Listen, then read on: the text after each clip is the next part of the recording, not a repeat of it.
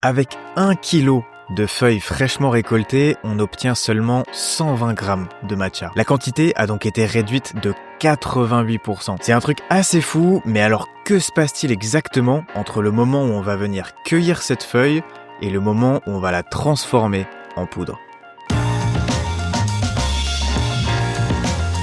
Cette vidéo est la deuxième partie de cette mini-série pour tout savoir sur le matcha. Dans la première vidéo, je vous expliquais un peu toutes les bases du matcha, de la croissance des théiers aux différentes régions. En gros, tout ce qui va jouer sur le goût du matcha et comment le choisir. Aujourd'hui, je vais vous montrer tout ce qui se passe après la récolte, que devient cette feuille et comment on arrive à la transformer en cette poudre verte si fine. Pour ça, avec Valentin, on a eu un accès très privilégié à l'usine de production de Takeshi-san pour vous montrer tout ça. La première étape, c'est l'étuvage. Quelques heures seulement après la récolte, les feuilles sont passées à la vapeur pendant quelques secondes. C'est une étape très importante parce que dès que les feuilles vont être cueillies, elles vont naturellement commencer à s'oxyder. Et l'étuvage va justement venir désactiver les enzymes qui sont responsables de l'oxydation. Ça permet de garder la belle couleur verte des feuilles, préserver tous les arômes et conserver tous les nutriments tels que la L-théanine, la chlorophylle et les antioxydants. Sinon, sans cette étape, les feuilles perdent de leur couleur et de leur goût. La deuxième étape, c'est le séchage.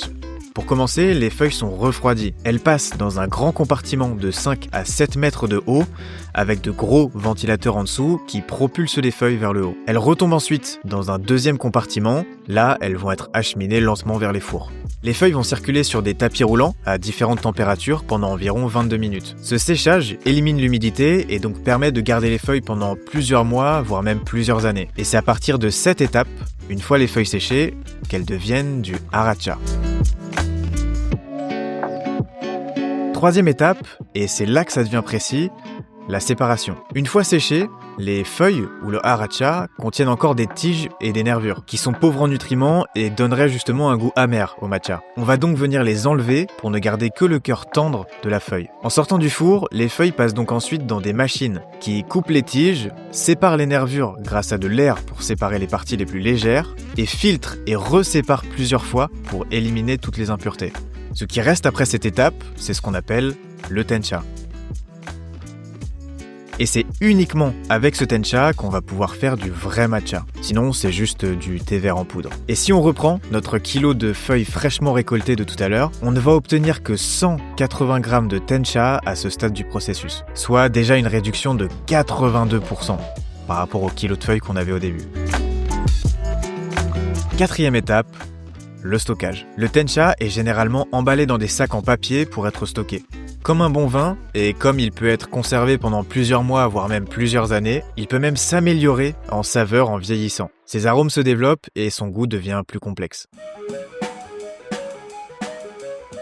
Cinquième étape, l'assemblage, ou blend en anglais. Beaucoup de matchas ne sont pas faits avec un seul tencha. On en mélange souvent plusieurs ensemble. Parfois de différents cultivars, de différents fermiers ou de différents terroirs même. Ça, c'est le travail du maître du thé. Il va goûter des dizaines d'échantillons de tencha afin de les évaluer en fonction de leur couleur, de leur goût et de leur arôme. Ensuite, il va créer un assemblage.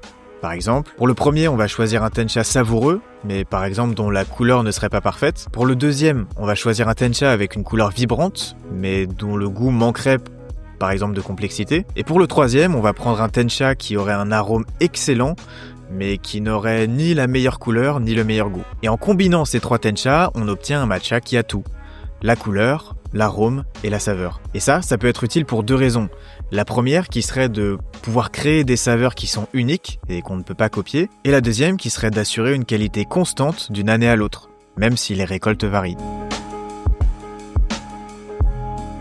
On arrive maintenant à l'avant-dernière étape du processus, le broyage. C'est là que le tencha devient matcha. Le tencha est broyé dans des moulins en pierre de granit. Mais même si aujourd'hui le processus a été mécanisé, l'utilisation de machines n'a pas accéléré la production. Parce qu'à l'intérieur des moulins, la température peut monter jusqu'à plus de 50 degrés. Et si la température est trop élevée, le matcha se dégrade. Donc en moyenne, la vitesse maximale de broyage pour le matcha est d'environ 30 à 40 grammes par heure et par moulin. Concrètement, le tencha tombe entre deux pierres de granit. La pierre du haut tourne lentement, le thé est poussé vers l'extérieur par des rainures spéciales et se transforme en poudre ultra fine. Et on utilise du granit parce que justement c'est une pierre froide qui ne chauffe pas trop avec les frottements. À ce stade, des 180 grammes de tencha qu'on avait tout à l'heure, on ne peut obtenir que 120 grammes de matcha. Et donc avec 1 kg de feuilles fraîchement récoltées, on ne peut obtenir que 120 grammes de matcha. Dernière étape, le conditionnement. Après avoir fait l'objet de contrôles qualité minutieux, finesse des grains, régularité du broyage, homogénéité de la texture, couleur, le matcha est mis en boîte ou en sachet sous vide pour le protéger de l'air, de la lumière et de l'humidité. Il est ensuite expédié dans nos entrepôts à Paris, pour le cas de Kumiko Matcha par exemple. J'espère que vous comprenez maintenant pourquoi un vrai matcha de qualité, c'est un processus long, minutieux et artisanal qui demande un savoir-faire très précis. Vous connaissez maintenant tout le processus de fabrication du matcha, de la feuille à la poudre. Si vous voulez découvrir les meilleurs matcha bio du Japon, un lien est disponible en description vers la boutique de Kumiko Matcha. Si vous avez appris quelque chose dans cette vidéo, n'hésitez pas à nous laisser un petit j'aime, à nous dire aussi ce que vous avez appris dans les commentaires et à vous abonner pour ne manquer aucune vidéo sur le matcha. Bonne dégustation et à bientôt.